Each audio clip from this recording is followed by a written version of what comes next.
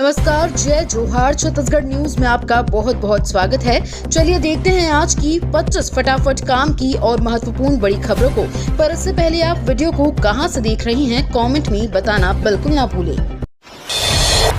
छत्तीसगढ़ में श्रमिक सम्मेलन 85,000 से ज्यादा हितग्राहियों को मिलेगा 46 करोड़ से अधिक का लाभ। छत्तीसगढ़ श्रम विभाग द्वारा राजीव गांधी ऑडिटोरियम ट्रांसपोर्ट नगर कोरबा में श्रमिक सम्मेलन का आयोजन किया गया। श्रमिक सम्मेलन में छत्तीसगढ़ भवन एवं अन्य सन्निर्माण कर्मकार कल्याण मंडल अंतर्गत 13 योजनाओं के 82,973 श्रमिकों को 45 करोड़ 40,20,993 रुपए डीबीटी के माध्यम से प्रदान किया गया। छत्तीसगढ़ असंगठित कर्मकार राज्य सामाजिक सुरक्षा मंडल अंतर्गत 153 श्रमिकों को 20,33,000 रुपए की राशि, छत्तीसगढ़ श्रम कल्याण मंडल अंतर्गत 1900 श्रमिकों को 1 करोड़ की राशि से लाभान्वित किया जाएगा। छत्तीसगढ़ में पीएम आवास योजना 2.0 का सर्वे शुरू। निकायों में बनेंगे हेल्प डेस्क, हर वार्ड में लगेंगे शिविर। छत्तीसगढ़ में पीएम आवास योजना 2.0 का सर्वे शुरू हो चुका है। आवास होम लोन में सब्सिडी की सुविधा इस योजना में मिलेगी। डिप्टी सीएम अरुण साव ने बताया कि प्रदेश के हर नगर निगम और पंचायत ऑफिस में इसके लिए हेल्प डेस्क शुरू किया जा रहा है। हर वार्ड में शिविर लगेगा। कलेक्टर की टीम आवेदनों को समीक्षा करेगी, फिर आवास मिलने की सूची जारी की जाएगी। साव ने कहा कि हर पात्र व्यक्ति को इस योजना में आवास की सुविधा मिलेगी। मुंगेली जिले में आयोजित एक सरकारी कार्यक्रम में सर्वे की औपचारिक शुरुआत कर दी गई है। छत्तीसगढ़ के आदिवासियों को राज्य सरकार देगी 5,000 रुपए। सीएम विष्णुदेव साय का बड़ा ऐलान। छत्तीसगढ़ के मुख्यमंत्री विष्णुदेव साय बीते दिन साइंस रायपुर के कॉलेज मैदान में राज्य स्तरीय जनजातीय गौरव दिवस कार्यक्रम में शामिल हुए। ये कार्यक्रम धरती आबा भगवान बिरसा मुंडा की 150वीं जयंती पर आयोजित किया गया। समारोह में सीएम विष्णुदेव साय ने राज्य के जनजातीय समुदाय से आने वाले बैगा, गुनिया और सिरहा के लोगों के मुख्यमंत्री सम्मान निधि की घोषणा की। इस स्कीम के तहत इन लोगों को हर साल राज्य सरकार की तरफ से 5,000 रुपए की आर्थिक सहायता दी जाएगी। अंतर्राष्ट्रीय मधुमेह दिवस पर राजधानी में निशुल्क जांच शिविर। अंतर्राष्ट्रीय मधुमेह दिवस के अवसर पर रायपुर के डंगनिया मोड़ स्थित शिव हेल्थ केयर सेंटर में सुबह 8 बजे से दोपहर 3 बजे तक निशुल्क जांच शिविर का आयोजन किया गया है, जिसमें डायबिटीज और हाई ब्लड प्रेशर जैसी बीमारियों की जांच की जा रही है। वहीं महादेव घाट पर कार्तिक पूर्णिमा के 3 दिवसीय मेले का आज दूसरा दिन है। इसके अलावा राजधानी के वॉलफोर्ट हाइट्स सोसाइटी में इनर इंजीनियरिंग कार्यक्रम, पंजाब के एसटी भवन में पंजाबी युवक युवती परिचय सम्मेलन, शक्ति मंदिर के समन, श्रीमद् भागवत कथा और शहीद स्मारक भवन में रायपुर पुलिस संगीत ग्रुप की लाइव प्रस्तुति जैसे कार्यक्रम आयोजित किए गए हैं। साय सरकार की बड़ी मुहिम, वास्तविक मूल्य पर मिल सकेगा बैंक लोन। मुख्यमंत्री विष्णुदेव साय की पहल पर छत्तीसगढ़ सरकार ने संपत्ति खरीदने वाले मध्यम वर्ग के लोगों को बड़ी राहत दी है। अब किसी भी प्रॉपर्टी की खरीद बिक्री में गाइडलाइन दर से सौदे की रकम अधिक होने पर भी रजिस्ट्री शुल्क गाइडलाइन दर के अनुसार ही लिया जाएगा। इससे बैंक लोन पर निर्भर मध्यम वर्गीय परिवार को वास्तविक मूल्य के आधार पर ऋण मिल सकेगा। उल्लेखनीय है कि मुख्यमंत्री श्री विष्णुदेव साय जी की अध्यक्षता में पिछले दिनों कैबिनेट की बैठक में लिए गए। छत्तीसगढ़ के 85,000 से ज्यादा श्रमिकों के खाते में जाएंगे 46.60 करोड़। श्रमिक सम्मेलन में छत्तीसगढ़ भवन एवं अन्य सन्निर्माण कर्मकार कल्याण मंडल की 13 योजनाओं के तहत 82,973 श्रमिकों को 45 करोड़ 40,20,993 रुपए सीधे बैंक खाते में डीबीटी के माध्यम से दिया जाएगा। साथ ही छत्तीसगढ़ असंगठित कर्मकार राज्य सामाजिक सुरक्षा मंडल के अंतर्गत 153 श्रमिकों को 20,33,000 रुपए की राशि दी जाएगी। वहीं छत्तीसगढ़ श्रम कल्याण मंडल के तहत 1900 श्रमिकों को 1 करोड़ रुपए की वित्तीय सहायता प्रदान की जाएगी। पीएम मोदी ने ग्रामीण क्षेत्रों को दी 6,600 करोड़ रुपए की सौगात। रायपुर साइंस कॉलेज ग्राउंड पर आयोजित 2 दिवसीय राज्य स्तरीय जनजातीय गौरव दिवस कार्यक्रम का समापन हो गया। कार्यक्रम में मुख्यमंत्री विष्णुदेव साय ने कहा, जनजातीय समाज का इतिहास बहुत समृद्ध और गौरवशाली है। पूर्व मुख्यमंत्री भारत रत्न स्वर्गीय अटल बिहारी वाजपेयी और प्रधानमंत्री नरेंद्र मोदी ने जनजातीय समुदाय के मान सम्मान और गौरव बढ़ाने का काम किया है। अटल जी ने जनजातीय समुदाय के कल्याण के लिए पृथक से मंत्रालय बनाया और इस समुदाय के विकास को एक नई दिशा दी। पहले दिन 129 धान खरीदी केंद्रों में 2,713 किसानों ने बेचा धान। 29 नवंबर तक के लिए टोकन हुआ जारी। छत्तीसगढ़ के बेमेतरा जिले में गुरुवार को धान तोलने का काम देर रात तक रहा। पहला दिन 129 धान खरीदी केंद्रों में 2,713 किसानों ने 12,686 मीट्रिक टन धान बेचा है। धान खरीदी केंद्रों में जिला प्रशासन की ओर से किसानों के लिए समुचित व्यवस्था की गई है। सुगमता से अपने मेहनत की कमाई का वाजिब दाम के लिए किसानों में खासा उत्साह देखा गया। किसान सवेरे से अपने अपने साधनों, छोटी वाहन अथवा ट्रैक्टर में धान लाद कर खरीदी केंद्र पहुंच गए। शुरुआत दिन फिलहाल मझले किसानों को प्राथमिकता से धान बेचने का मौका दिया गया है। किसानों को माइक्रो एटीएम की सुविधा, धान बेचते ही होगा 10,000 रुपए तक का लाभ। धान खरीदी की शुरुआत हो गई है। इस बार धान खरीदी के लिए खरीदी केंद्रों में शासन द्वारा माइक्रो एटीएम की सुविधा किसानों को प्रदान की गई है। इससे धान बेचते ही उपज की राशि में से 10,000 तक का तत्काल भुगतान माइक्रो एटीएम के माध्यम से किसानों को हो पाएगा और इसकी सुविधा का लाभ किसान ले पाएंगे। गौरतलब है कि जिले में जिला प्रशासन और जिला सहकारी केंद्रीय बैंक के द्वारा 129 धान खरीदी केंद्रों पर माइक्रो एटीएम की सुविधा किसानों को इस बार दी जा रही है।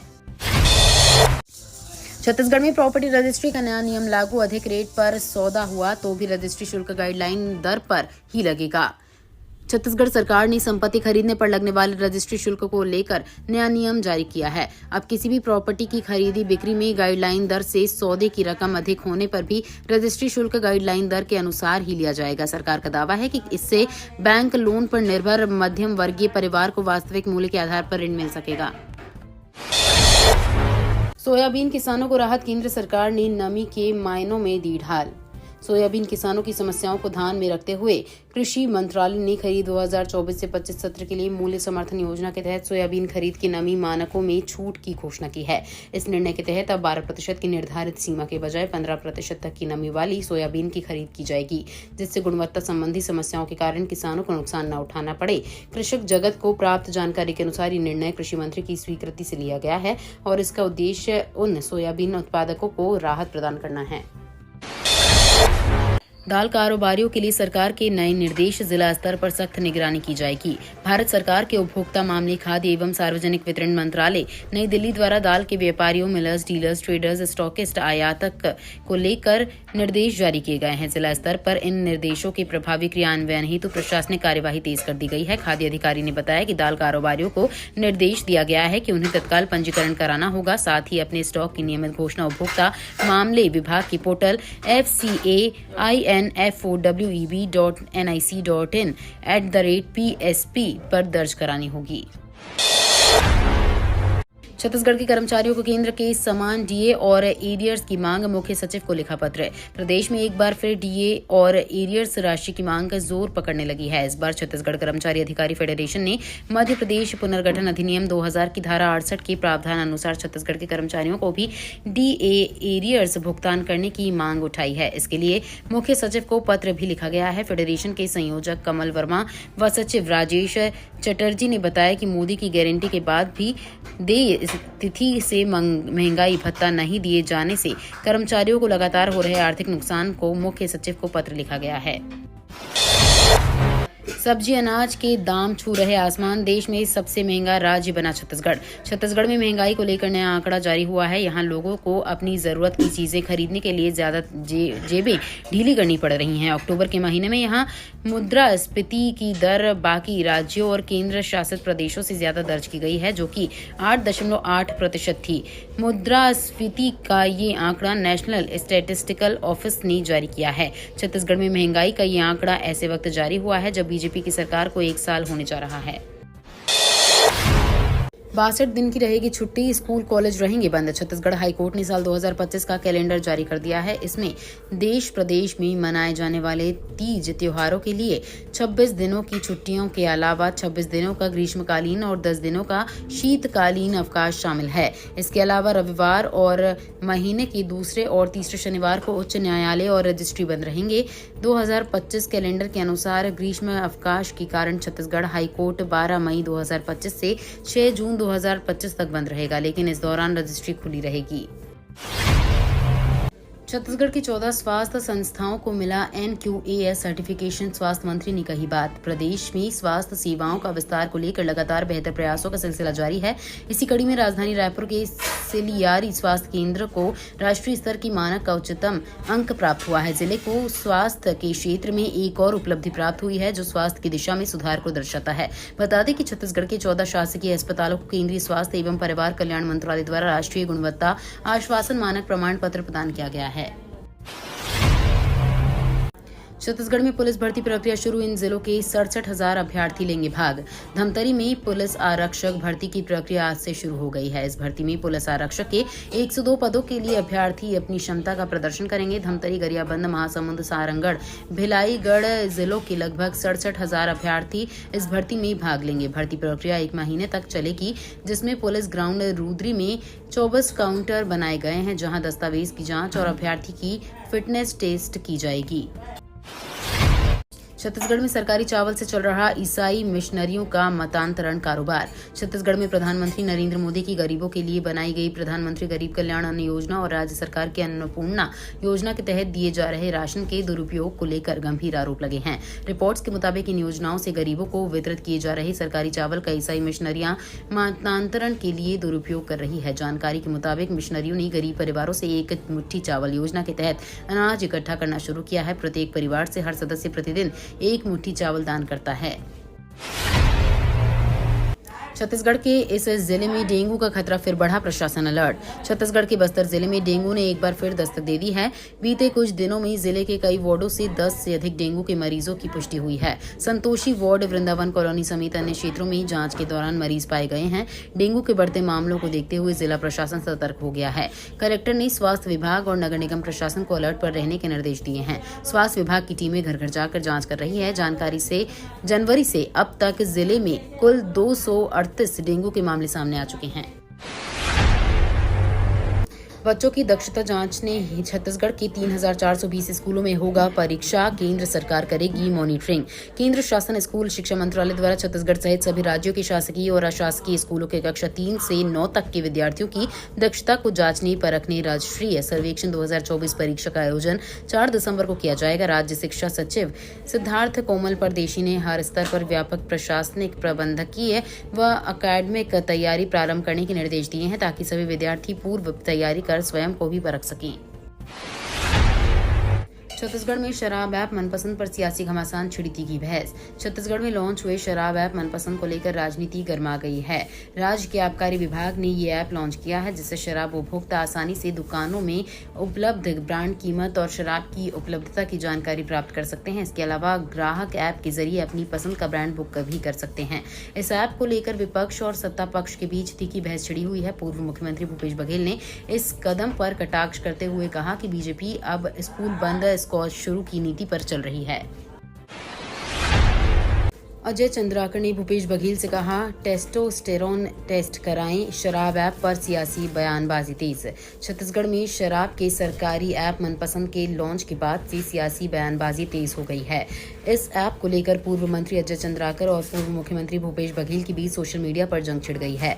चंद्राकर ने बघेल को तंज कसते हुए कहा कि अगर वो मर्दों जैसी राजनीति नहीं कर सकते तो अपना टेस्ट करवा लें। इस विवाद की शुरुआत अब तब हुई जब भूपेश बघेल ने सोशल मीडिया पर अजय चंद्राकर के कुछ वीडियो शेयर किए, जिनमें चंद्राकर शराब पीने की बात कर रहे थे। बघेल ने इन वीडियो के जरिए चंद्राकर पर निशाना साधा और उनकी पुराने बयानों को उजागर किया।